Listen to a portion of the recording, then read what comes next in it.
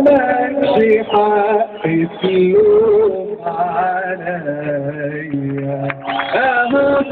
اللي قالوا اللي كان مالكش حق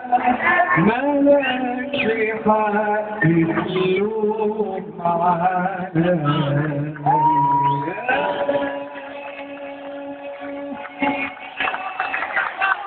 صح يا مصر، صح يا مصر، صح يا مصر، أعلى.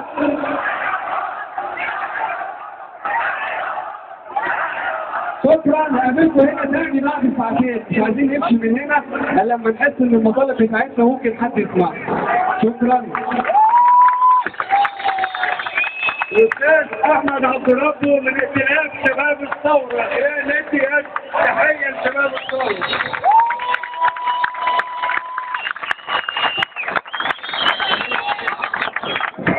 لما بكون ائتلاف شباب الثورة أو حزب الجبهة الديمقراطية لنزلت الثورة دي مصر، دايما كلنا نزلت، كلنا اتكلمنا عن السياسة السياسية والدينية، كلنا مصريين، لكن ما بنزلت.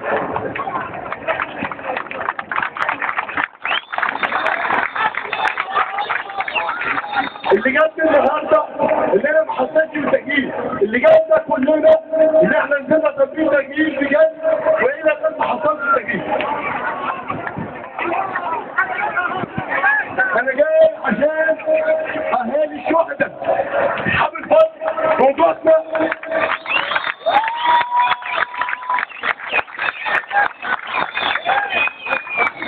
اهالي الشهداء الى الان ما تمش طلبه مستحقات، وطالب المجلس على القوات المسلحه، وطالب مجلس الوزراء بطالب جلب مستحقات اهالي الشهداء والمصابين الان.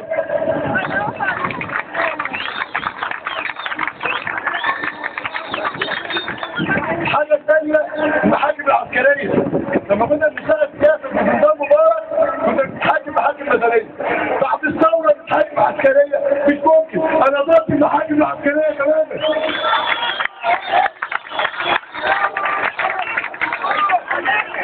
انا بطالب بالافراج عن كافه المدنيين اللي في السجون العسكريه حالا.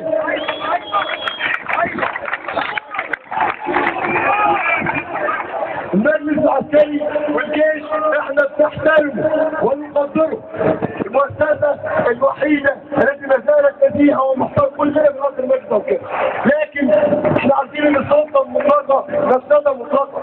المجلس العسكري عنده كل الصلاحيات التشريعيه والتنفيذيه والقضائيه. احنا بنطالب المجلس العسكري انه يتشاور مع السياسيين والمدنيين في كل القوانين. هو اصدر قانون بس حلول سياسيه، اصدر المعلومات الدستوري لكان حوار مجتمع. طلبنا دلوقتي او طلب انا شخصيا اذا كان المجلس العسكري بالمثل لمصر رئيس الجمهوريه، عايزين مجلس استشاري مدني يقوم بدور نائب رئيس الجمهوريه.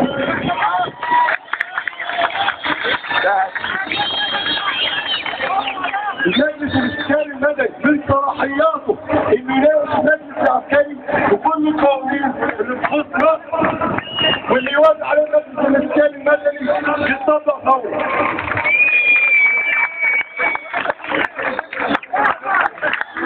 ونطالب بمحاكمه حقيقيه لكل الفاسدين، خطر الشهداء اللي قتلوا المصريين وسممونا. انتوا كنتوا محطة علنية غير العكس، محطة علنية كل التسجيل ومواعيد النار.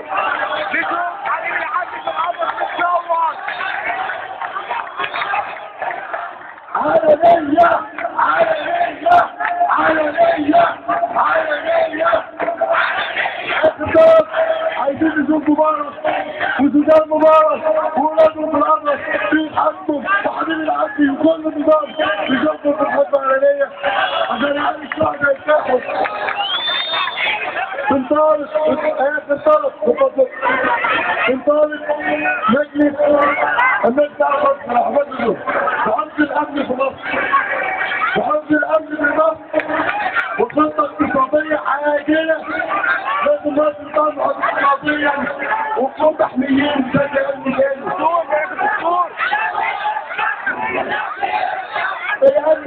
يرجع، الأمن يرجع، الأمن يرجع، الأمن يرجع.